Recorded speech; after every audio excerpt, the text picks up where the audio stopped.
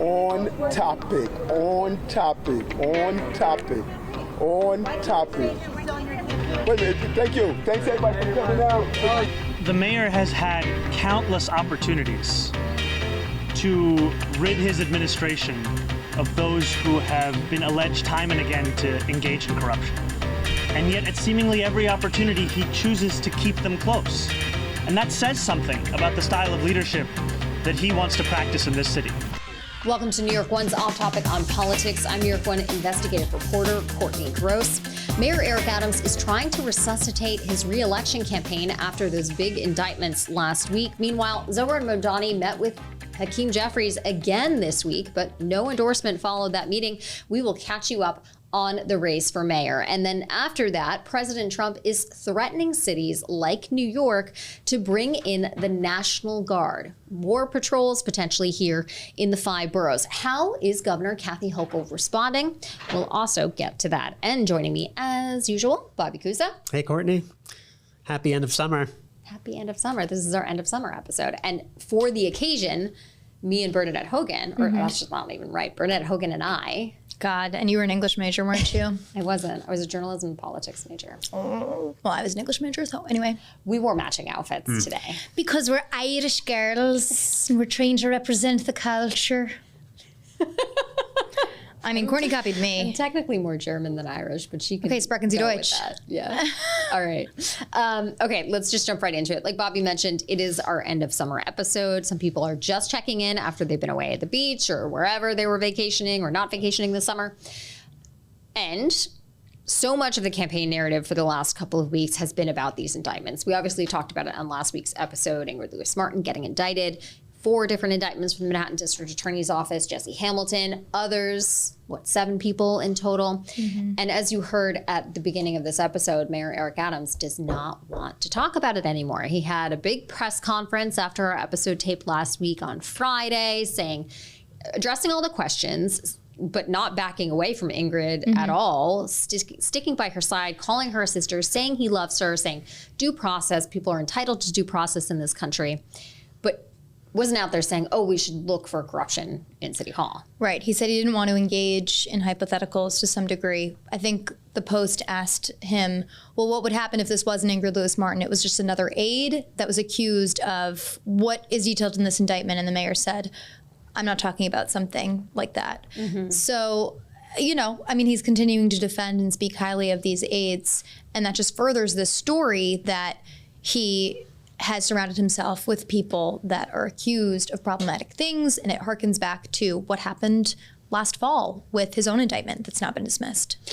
Can we use that Eric Adams soundbite as like a promo for the Off Topic? Oh, yeah. Right? We should. It should be in every single episode. On topic. Yeah. And was that directed That's at you? why we're here, to talk was about off-topic topics that he doesn't want to talk about. It was, I asked the first question asking about Ingrid, and then colleagues at the City and the Daily News followed up, and he just kept on getting more and more pissed, honestly, because we were all asking the same question: is Ingrid Lewis-Martin still volunteering for your campaign? Simple question. Just give us an answer. And at one point, he just answered a totally different. He gave a response that was not even a response to the question about Ingrid. Right? I doubled up the questions for him. So I like to do that when I'm with the mayors. I ask 2 questions. It's one of her things. Because then you chased him afterwards. I did chase him after. Well, chase is maybe an exaggeration. Like a bloodhound. I stayed there and watched him take pictures, and then I just she casually went to the mayor like, hey, what's up with this? Like, why can't you just answer the question? Very, like, you know, noted for decades, like, just nonchalantly, like, hey, what's up? You know, just answer the question. And then he got real mad. And Mr. Mayor, why can't you just answer the question? Listen. Last week, I spoke about the case. That's a wrap. Yeah, but I got a campaign to run. I don't have speak to her attorney. Speak to her. That's a wrap. It's over. But it's your campaign. Why can't you just say whether or not she's a volunteer? I took my time out, so I didn't do this. You're the mayor. You have to take time to talk to the press as you run for re-election. Hold on. What is that? Tell me, where's that written? You are the mayor of the city of New York. New Yorkers elected you. Don't you think you are responsible in a democracy to take questions from the press? You said I have to. You're a for-profit business. Are you a non-profit business? Are you a nonprofit business? We're a for-profit business. You're a for-profit business. I stood out here, did an announcement. I did an announcement the other day. You're a for-profit business. Your business is to make profits. So don't say I have to answer questions. I did. I answered your question last week, and I'm not going into that anymore. Let a lawyer, and she could talk about that. I got to run my campaign. He got mad when you said you have to answer Yeah. these questions. Well, he got He didn't like demanding. that. This is the She gets idea, that way. I think, of the First Amendment. I mean, I guess they don't have to answer our questions. They're not. The Constitution does not say that they have to answer our Right. questions. Just that we are allowed to operate as a free press in a democratic society. For now. For now.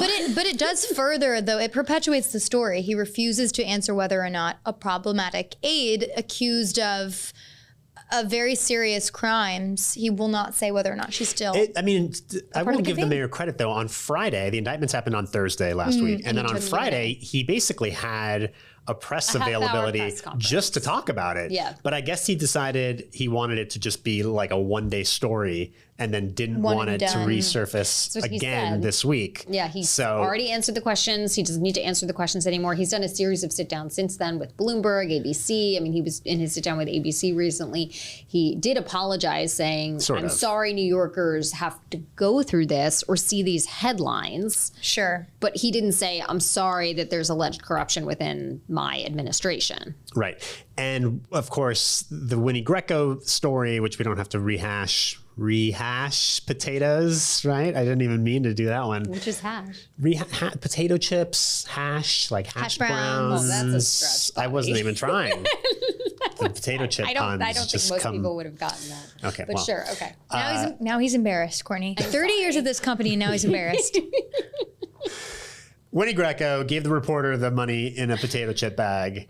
And then the mayor, through his spokesman, immediately said Right. she'd been suspended from volunteering on the campaign when she didn't even really seem to have that prominent of a role in the campaign in the first place. Meanwhile, Ingrid Lewis Martin, as far as we know, has not been terminated or whatever the word would be from the campaign. I don't think that she's getting a paycheck from the campaign. Right. The But- reporting that's been out there is that she's organizing volunteers. Right.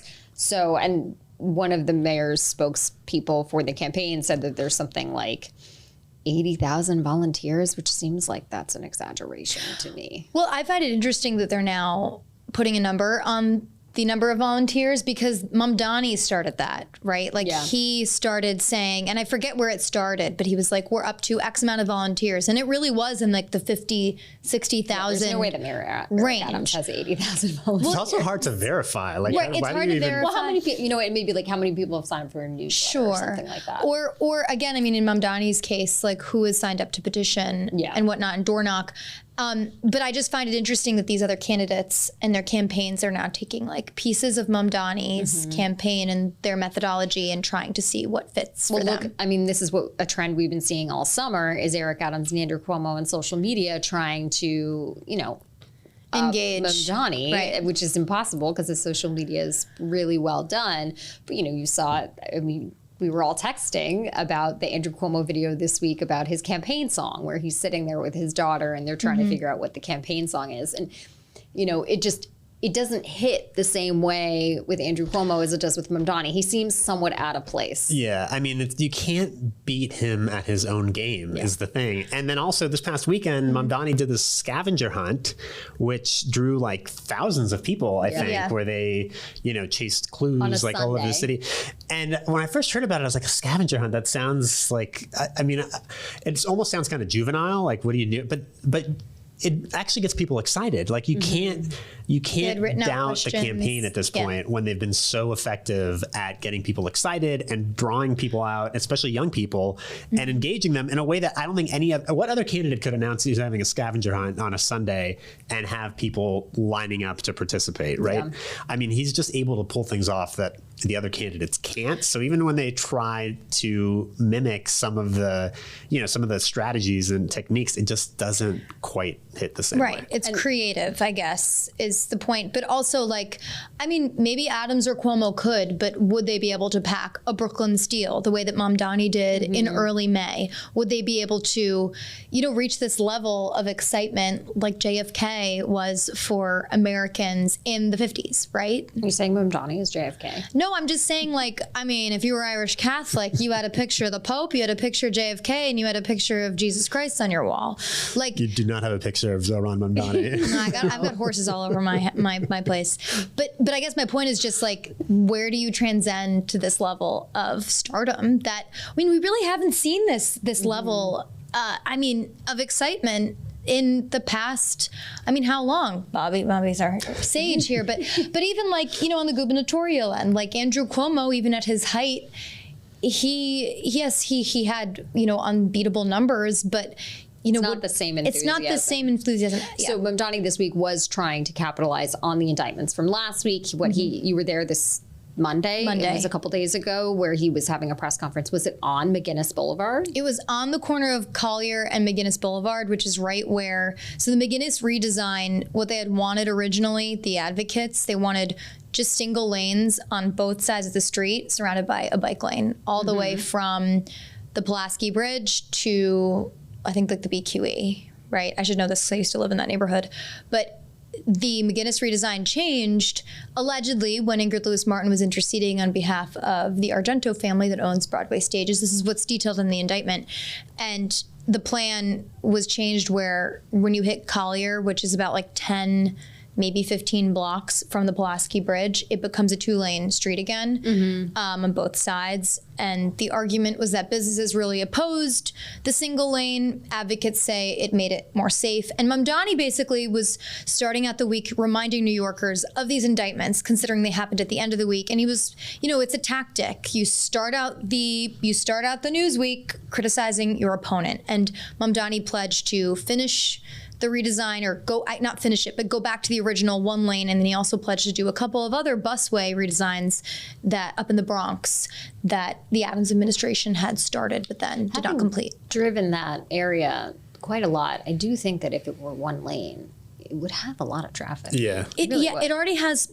Going to the bridge, like it's a ton of traffic, right? And the bridge opens up to 1 to 2, 3 lanes. Yeah, 3 lanes. Like 3 to 1 would be intense. It's a tough sell because on one side it's all warehouses, gas stations, businesses. The other side is the residential portion of Greenpoint, and it is a busy artery because you're going from Queens into Brooklyn. And when I used to drive, it really was frustrating to be like, no one's using the bike lane. And this is what, after the redesign, I guess I really noticed it. I was like, no one's using this bike lane. We're going so slow, the lights. But that's just me as a driver and as a reporter trying to get to a story. Yeah. If that was your business and you were trying to get from Queens to Brooklyn every day. And getting deliveries, et cetera. And getting deliveries. That's the other problem the businesses raise. They say, listen, well, the bike lane, I still have to park in the bike lane to get, if I'm a grocery store or if I'm some other retail shop, I have to park in the bike lane to do my deliveries, and this just makes it harder. So Mamdani's out there saying he's going to go back to the original redesign, and then later on in the week, he ended up meeting with Yvette Clarke, some clergy members, and Hakeem Jeffries, who's obviously the Democratic leader in the House. Yeah. Huge Democratic name. This is how many meetings that they've had so far? This is twice. Okay. Twice in person. Yeah. Twice in person at least. I believe there have been phone calls, but this, they had a one-on-one. This was more, Mamdani came to Hakeem Jeffries' turf. He came to his church. Black clergy leaders more on the moderate end. But, I might mention Hakeem Jeffries has been fighting against democratic socialism creeping into the state Senate and the assembly districts, those candidates. Jabari Brisport, state senator, a big ally of Zohran Mamdani. Hakeem Jeffries has tried to back opponents of Jabari Brisport, and he still won handily. So it's an interesting dynamic where Mamdani is coming to Jeffries' turf, and he's basically showcasing how he would run City Hall or, the prep work. But at the same time, Jeffries has to contend with the fact that the politics of that district has changed. Well, to have changed meaning like has it gone so far to the left that he could potentially be at risk, where he could face a primary from somebody on the left. I mean, that's one of his considerations. And that's just in New York. Right. But then, I mean, obviously he has the entire congressional Democratic caucus to think about. Which is what he's thinking about. Right. And so, I mean, this is a conversation we've been having for weeks, is whether he doesn't want to embrace Mamdani too closely, because Mamdani could be toxic to the kind of swing state moderate voters in these swing districts that Democrats are trying to hold on to or to flip. And that Republicans will seize on. But we keep talking about this every week. It almost feels like Hakeem Jeffries is prolonging this in a way that it just seems so drawn out at this point. I mean, it's every week we're talking about it's just not going to happen anymore. That he's not going to endorse. Yeah, that maybe he'll just stay out of it. I mean, which would be Kathy Hochul and Chuck Schumer. I mean, maybe I'm wrong. And I don't know if it matters. It is summer too. People aren't paying attention. Like, people get back to work and school, et cetera, next week, and maybe that's when things will pick up. I mean, the other thing is, it doesn't really matter to Zohran Mamdani, I don't think. I mean, we don't know what's going to happen in the next 2 months, but he could very easily win this election handily without having an endorsement from Chuck Schumer or from Kathy Hochul or from Hakeem Jeffries. I don't think he needs them, but it's just this weird optics when you have the top Democrats in New York not endorsing the Democratic nominee for mayor. And actually this week, I think I've heard both the mayor and former Governor Cuomo say, well, Mamdani's not a Democrat, right? Yeah. I think did the mayor say he's a communist? And I've heard Cuomo say he's not a Democrat, he's a socialist. Well, Andrew Cuomo, and I think we're going to get to this soon, but as a little preview, you can just get to it now. Oh, thanks. Great. Give me the green light, Courtney. Andrew Cuomo on Wednesday. We're taping on Wednesday, he did a whole press conference and slideshow outlining which is kind of his thing. It is his thing. It harkens back Everyone likes a good PowerPoint. Especially if you're over 60. I'm like, I can't. I think it was a good idea. I mean, we keep talking about Cuomo. Wait, what happened? Okay, first? Andrew Cuomo, he was at the Sheraton where he's been doing his press conferences, and he has a slideshow about Mamdani and his affiliation with the Democratic Socialists of America.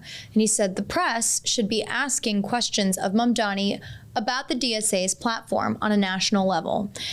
He's not wrong. No, he is not. Agreed. That's true. And also, by the way, the press has, I've asked about his opposition to capitalism. Mamdani has said he doesn't believe in capitalism. He thinks it's a bad structure. He doesn't. Anyway, but Cuomo. Wait, what was your original question? Do you want me to tell you what happened? What happened today? What was Cuomo's presentation about? What was the thrust of the event? The thrust of the event. There, what happened? Right.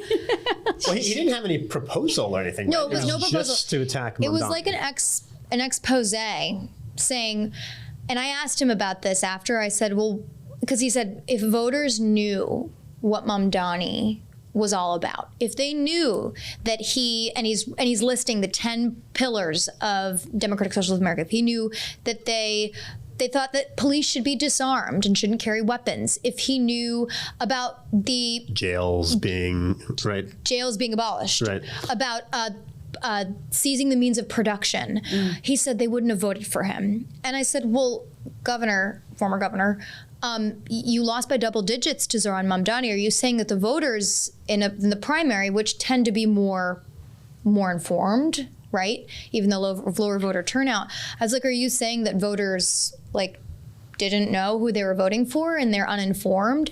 And he was like, yes, I think that they didn't know. All they knew was free buses and all they knew was freeze the rent. And I was like, but you're just assuming that. How do you know that? How do we quantify that? And I think, and talking to a reporter after, if Andrew Cuomo had done this before he lost the primary, maybe it would have been more successful if he had come out guns a-blazing. But truly, I didn't hear a lot of this. He said socialism, but there's no secret. That's the other thing. I've been doing stories about Zohran Mamdani and his affiliation with the DSA since 2020. Right. Yeah. No, there was no missing the fact that he was a DSA member of the DSA. His Twitter handle says so. It says so. Democratic Socialist. And it has the flower. And also it's okay, but then are we assuming voters in New York City are stupid? And I was about to say, know what I mean? calling the voters, like basically implying that the voters are stupid is probably not the winning strategy. And I was like, did you talk to anybody? Like, did you go and read a play-by-play? Hey, do you know that Mamdani agrees and is backed by this party? And he kind of gave an answer, but I was like, this is anecdotal. I think if they knew that, they would have never done it. I think they knew freeze the rent, and they did not know that it was only for rent-stabilized apartments, and rent-stabilized apartments are only 30% of the total housing units. But this is what Cuomo's been doing, right? For those who haven't been paying attention in the past few weeks, get everybody caught up. Thank you, Bobby. He's been doing, like, he does this guy. twice a week. He has these press conferences where he like recreates the COVID briefing where he has the PowerPoint and he sits at the table, and it seems like once or twice a week he's been doing this where he he'll announce like some sort of policy proposal, but then half of it is attacking Mamdani, right? He did it with legalizing prostitution. Yes. And with the police, it's kind of his new way of messaging. And I mean, we have seen him go on the attack much more than we did during the primary, right? I mean, the prostitution thing, the rent stabilized apartment that he wants Mamdani to move out of. It seems like if he's going down, and it would seem to be headed that way given the way that the polling is going. Predictions over here. I shouldn't be making any predictions. No, you can wrap it up with the prediction. No, but he's going down swinging, right? Like it seems like he's trying to it's more of an draw effort. Blood or on and his the other way thing, down. really quick, like he was the governor for 3 terms. He resigned in the middle of his 3rd, right? Fourth. Yeah, 4th. He was elected 3 times. Yeah, elected 3 times. I'm not good at math. Thank you. Elected 3 times, resigned in the middle of his 4th. He was the governor. He knew about these programs. Like, he's somebody that can speak about legislation that was pending or passed in Albany, and he didn't choose to do that during the primary campaign, which I thought was really interesting. But now he's trying to do that and highlight this. But even today, Wednesday's programming with him, he said that Zohran Mamdani's platform is like Donald Trump and the Republicans' Project 2025. He said, Zohran 2025, it's the same thing, it's scary. And it's like, well, we've gone off 2 weeks now of Mamdani's campaign tying Cuomo to Andrew Cuomo tying Cuomo to Trump, saying that they're the same person because of reporting that the pair shared a phone call. Andrew Cuomo telling donors, according to Politico, that he knows the president very well. So Cuomo's trying to play the same game as Mamdani, but again, it's like... Yeah, we'll see who ends up being effective. All right, we're going to take a short break for our podcast listeners. We'll be right back. For our YouTube listeners, stick with us. We will come back and talk about whether or not the National Guard, which is technically already here, will be expanding its troops here in the 5 boroughs. I said, Mr. President, I can give you all the data you need to show that crime is down. When we say we've got this, Mr. President, and he would do this anywhere here or in Chicago or Washington, just to show a brazen abuse of power and brazen force. So the Trump administration has sent National Guard troops and basically taken over the police department in Washington, D.C. And this week, and before this as well, the president has flirted with the idea, or threatened, we should probably say, bringing those National Guard troops here to New York. He's threatened Chicago, said that Chicago is worse than New York, so maybe he'll start there. Then he goes after Baltimore, and then he goes after New York City as well. Right. I mean, Bern, you were with Governor Hochul this week, where she said she has talked to him about this. I mean, is this going to happen? We should also note we already have National Guard troops here on the subway. Right. We've had National Guard deployments. I mean, remember, they were a prominent fixture even during COVID at these COVID sites. But since 2024, the governor and the mayor have collaborated to send National Guardsmen down, in addition to more MIPD and MTA police, to kind of serve as like figures of public safety to make people feel safer. Now, it feels very symbolic on the subway. It's more not, and it really like is. They're out arresting people, right? Because they actually can't. They don't have the jurisdiction. They can't pull a gun. They can't put a hand on you. They can't arrest. They're really just there. They're at Grand Central, Penn Station, near JFK, like. Columbus Circle. They've kind of scaled back a little bit, but I was talking to the National Guard yesterday and they said we have about 1,000 people signed up for this volunteer mission. But that doesn't mean they're deployed, like 1,000 is deployed all at once. So it could be, another source said that you could have like 2 to 4, maybe up to 6 at any of these central locations.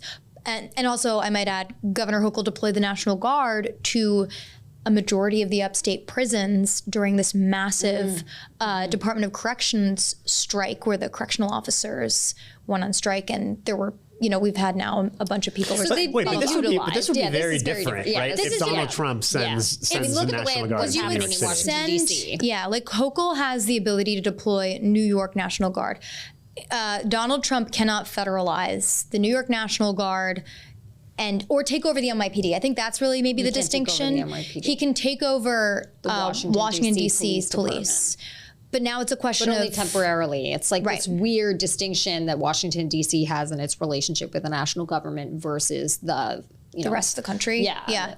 So it would be more similar maybe to like how the National Guard were sent into California. But what's interesting is that Hochul said at that event in Harlem, right, on Tuesday, she said that she had this conversation with Trump over the weekend, and it's just funny to watch Hochul because she has this weird, she's kind of walking this fine line where she's doesn't want to reveal too much. No, but I was going to say she's like really leaning into this Rambo thing where she's like, I'm a fighter, I'm taking on Trump. She's always like talking really tough about Trump. But then she has this phone call where it almost sounds like she's kind of ingratiating herself to him. Well, and because when it's interesting you say that, because in the Oval Office on what was that Tuesday when Trump was asked about it, he talks about Kathy Hochul as if they're old friends. He's like, I get along with Kathy, and then he had this line where he said, if she wants it, I'll send troops, as if it's like her decision. It was almost like she pulled some mind trick on him, where now it's her decision and not his, when he had just been threatening to send them here. Going on though with Hochul and Trump, like when I asked her about this when I sat down with her in a diner a couple of weeks ago, and I was like, you're a Democrat and you're a female Democratic governor, which Trump has called out or has made fun of certain female Democrat governors. I've just covering a governor, I've just noticed. And I was like, why do you almost enjoy like a good relationship with him? She's been invited to the Oval Office. She's been able to keep congestion pricing in place despite litigation, able to bring back a wind energy project that has been stalled or banned in all the other states except for New York. And she was like, I think because like, we're both New Yorkers and we both kind of have an understanding. She's like, I can pick up the phone and call him when I need. But I was like, but you're also out there saying we won't let Donald Trump infiltrate this state. Like actively saying things that other Democrats are saying that Donald Trump could think were insulting or offensive. I mean, also Governor Hochul just put out a brand new ad where it was like, don't mess with a mom from Buffalo. And then it's all antagonizing Trump or like anti the White House. And then Trump at the cabinet meeting goes, listen, I mean, I like Kathy, we get along, but I want this to be friendly. I'd love to do it. If she'd like, I get along with Kathy. If she'd like to do that, I would do it. See, look, New York has difficulty like other, and I don't want to make this I want to make this like friendly. But the places we're talking about happen to be virtually all Democrat run. Yeah. And but going back to what Hochul said, I asked her, I was like, wait, so like how did the phone call go? What did you explain? And she said that she talked about New York's bail law, which she said she explained the nuances because New York. We didn't even talk about that. That was the president signed an executive order this week that tries to strip Washington, D.C. of its cashless bail law. And then it also targeted cities that also have cashless bail on the books, basically saying that the attorney general needs to write a list and they could potentially lose federal funding. I mean, this isn't the first time he's threatened federal funding. Excuse me, this isn't the first time he's threatened that kind of federal funding for the NYPD or for the city before. I mean, I can recall going back to his first term where he would do the same thing, and more often than not, I recall, like the federal courts ended up, shutting it down. Right, and just a few weeks ago, sanctuary cities, it was like much the same thing. I mean, he puts out these executive orders, which often end up getting shut down in the courts or not ever going anywhere. But that also doesn't mean that you can't take it seriously, right? Because we have seen that he does follow through on a lot of his threats. It's a different court too than the first Trump administration. But that just sort of set in motion this whole debate over cashless bail and whether we even have cashless bail in New York. Right. And Governor Hochul and aide Cuomo and the mayor all being asked about this. I mean, the president did say that New York had led the way in bail reform and made it, which is not isn't true because we don't want to get into a whole policy debate about bail reform. New Jersey had cashless bail before New York State did. Right. But Andrew Cuomo signed it in 2019, and then it became a whole circus essentially with all the amendments. And Donald Trump pays attention to New York news, and the New York Post puts it on the cover of puts it on the wood every couple of weeks. A lot talks about how but Trump made it sound like New York is this poster child for for cashless bail and letting people out on the street who've committed violent crimes who then reoffend, and it's crime is run amok in New York, which is not exactly true, but it seemed like he was holding New York up as an example, and that was what this was sort of targeted at. And then Pam Bondi comes to New York, which you were with, Courtney, right? But I was covering a press conference she was having with the Eastern District of New York, the U.S. attorney about a cartel.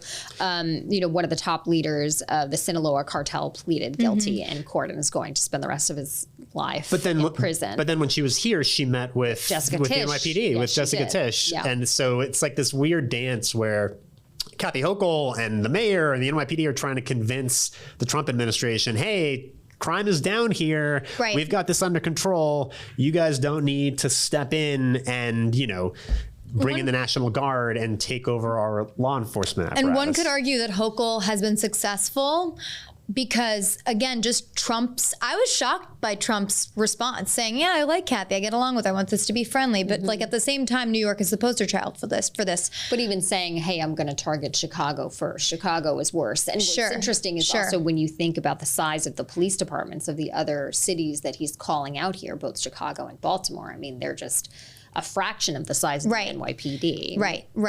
And I think Pam Bondi, or the readout that I got from the NYPD after the Pam Bondi meeting was, look, we said that it was under control. I mean, the NYPD, there's no other police force like it. People wear hats and T-shirts, and there's patches all across the globe, right? And I think there might be a bit of a different level of consideration or respect, perhaps, especially if the federal government and the president is convinced that the current NYPD commissioner, Jessica Tisch, when she has a meeting with Pam Bondi, says, listen, we've got it, trust me. Yeah, I mean, who knows? Which is kind of again, going back to control of crime in the city. Is it going to be a bunch of National Guardsmen? I mean, who may or may not be from New York, guardsmen and women, I should say, versus the NYPD. Yeah, I mean, I don't know what that looks like. And then, I mean, the dynamic with Mayor Adams is fascinating because he's supposed to be the one who's allied with Trump. But I mean, we know Eric Adams doesn't want somebody coming in and taking over the NYPD. I mean, that's like his point of pride. Just the protest and the resistance. I mean, I think that's even a bigger cause for concern for the Adams administration officials and Hochul and the NYPD is like they're in New York City would be such a bigger resistance, I think, to that than what we saw in D.C. I also found it interesting that Nicole Malliotakis is a prominent Trump ally and the only Republican congressional member representing the 5 boroughs saying she didn't think that this was a good idea, which is fascinating too because, again, there's just like a different level of deference that Republicans especially have for the NYPD and the respect of these like men and women and their legacy.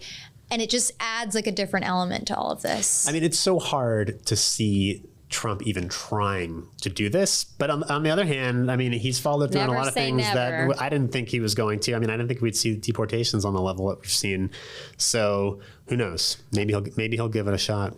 That will do it for this week's episode. You can always watch us on Inside City Hall Monday through Friday at 7. And we love your feedback. Send us an email at yourstorynewyou're1@charter.com. You can subscribe to Off Topic wherever you get your podcasts. Bern will probably sing. And if you like what you're hearing, leave a review. Thanks to our producer, Anthony Roman. Thanks for listening, everybody. We'll see you next week.